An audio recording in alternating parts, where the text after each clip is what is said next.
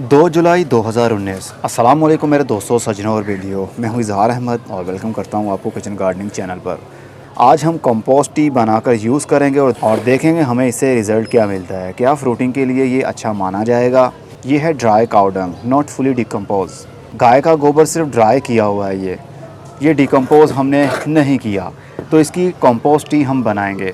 गाय का गोबर डिकम्पोज किया हो या फिर वो सिर्फ ड्राई किया हो, कंपोस्ट टी दोनों की ही बनाई जा सकती है। 2.5 लीटर या 3 लीटर पानी ले रहा हूँ और उसके अंदर मैं आधा किलो गाय का गोबर उसका पाउडर डाल रहा हूँ। उसके बाद उसको हम मिक्स करेंगे।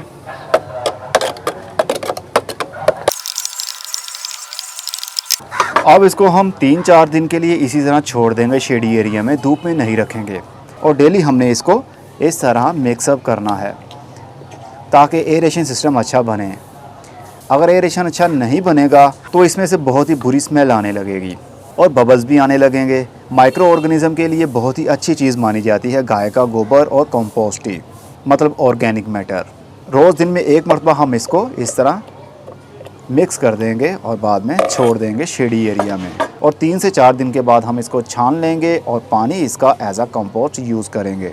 तो आप मेरे साथ रहें। 24 घंटे बाद अब ये लिक्विड काफ़ी काला काला सा हमें दिख रहा है और इसके अंदर से स्मेल भी आ रही है जैसे कि गैस की स्मेल हो, हीट वाली स्मेल, गैस वाली स्मेल। इसका मतलब कि ये वाला लिक्विड आहिस्ता आहिस्ता से पानी लगने की वजह से डिकम्पोज हो रहा है। 24 घंटे बीत चुके हैं और अब मैं इसको फिर से मिक्स कर रहा हूँ और अब अगले 24 घंटे के लिए इसको हम दोबारा से इसके हाल पर छोड़ देंगे, लेकिन शेडी एरिया में। 3 दिन बाद 2 तारीख को हमने ये सब कुछ किया था और आज है 5 तारीख। अब इसकी कंप्लीट हीट ख़त्म हो चुकी है। इसको थोड़ा सा हिला लेते हैं, मिक्स कर लेते हैं। अब इसके अंदर से कोई भी गैस की स्मेल मुझे नहीं आ रही। गैस की स्मेल मतलब गोबर के अंदर जो गैस होती है वो मुझे फील नहीं हो रही। इसका मतलब ये खाद ठंडी हो चुकी है। अब इसका लिक्विड हम पौधों के अंदर यूज़ कर सकते हैं। इसको छान के ओपन एरिया में ही, जिस तरह मैंने अभी इसको रखा हुआ है, किसी शेडी एरिया में आप रख दीजिए। जब जब आपको ज़रूरत हो इसका एक गिलास लीजिए और 5 लीटर पानी के अंदर मिक्स करके हम पौधों में यूज़ करेंगे। पानी के गिलास का मतलब ये है कि जो पीने वाला पानी होता है, पीने वाला गिलास जो है जिसमें आप पानी पीते हैं, वो वाला एक गिलास आपने लेना है। तो मैंने तकरीबन आधा गिलास ये लिया है और इसको मैं डायरेक्ट अपने नींबू के पौधे में डालूँगा।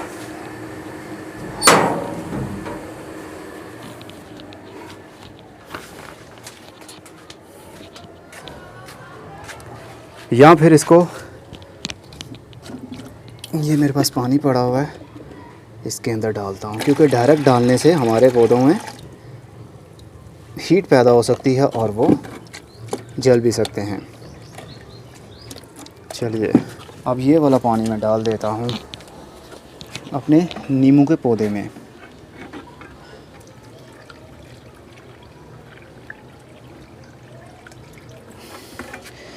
तकरीबन ये 2 से 2.5 लीटर, आई थिंक 2.5 से 3 लीटर पानी होगा जो मैंने इस गमले के अंदर डाल दिया है। और अब देखेंगे पौधे की ग्रोथ कैसी बढ़ती है नींबू के पौधे के ऊपर।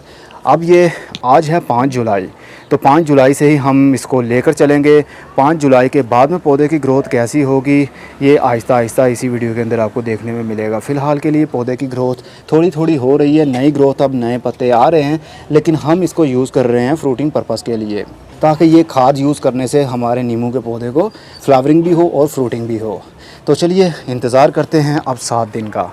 अब हम 12 जुलाई को इसको दोबारा से यही खाद देंगे, तकरीबन 3 महीने बाद। बीच में मैं वीडियो बना नहीं पाया क्योंकि अब्बू की तबीयत भी ख़राब थी और 3 महीने वो बीमार रहे, कभी हॉस्पिटल में कभी घर, तो इस वजह से वीडियो के ऊपर मैं ध्यान दे नहीं पाया। तो आज अक्टूबर की 30 तारीख हो चुकी है और फ्रूटिंग का रिज़ल्ट आपको दिखाना था मैंने। अब देखिए कितना इसको फ्रूट लगा हुआ है, नींबू कितने ज़्यादा लगे हुए हैं।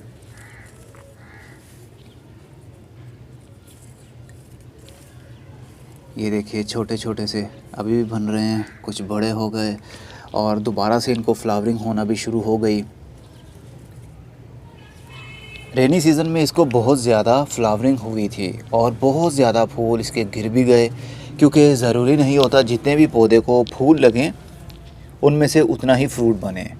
40 या 30% भी अगर फ्रूटिंग हो जाती है उन फूलों में से तो अच्छा रिज़ल्ट माना जाता है हम हाउस होल्ड यूज़र्स के लिए। अगर कमर्शियल लेवल के ऊपर देखा जाए तो अगर 100 फूल खिलते हैं तो 80 फूलों में से फ्रूट बनना ज़रूरी होता है, क्योंकि उन्होंने केमिकल खादें यूज़ की होती हैं। केमिकल से वो बूस्ट किया होता है मिट्टी को भी, पौधे की जड़ों को भी, और ऊपर से भी वो स्प्रे करते रहते हैं ताकि फ्रूट ज़्यादा बने, फूल ज़्यादा आए और फूल गिरे नहीं, उनके अंदर से फ्रूट ज़्यादा से ज़्यादा बने। लेकिन ये ऑर्गेनिक मैटर आप लोगों के साथ शेयर किया है और बहुत ही कमाल का और अच्छा रिज़ल्ट भी पाया मैंने, जो कि अभी आप अपनी आंखों से देख भी सकते हैं। इस पौधे की उम्र तकरीबन 2.5 से 3 साल होगी या थोड़ी सी इससे ज़्यादा होगी, क्योंकि इसके साथ मैंने बहुत सारे एक्सपेरिमेंट भी किए हैं। इसको मैंने बोनसाई बनाने की कोशिश भी की थी, लेकिन बाद में आकर मैंने इसकी ये कोशिश ख़त्म कर दी।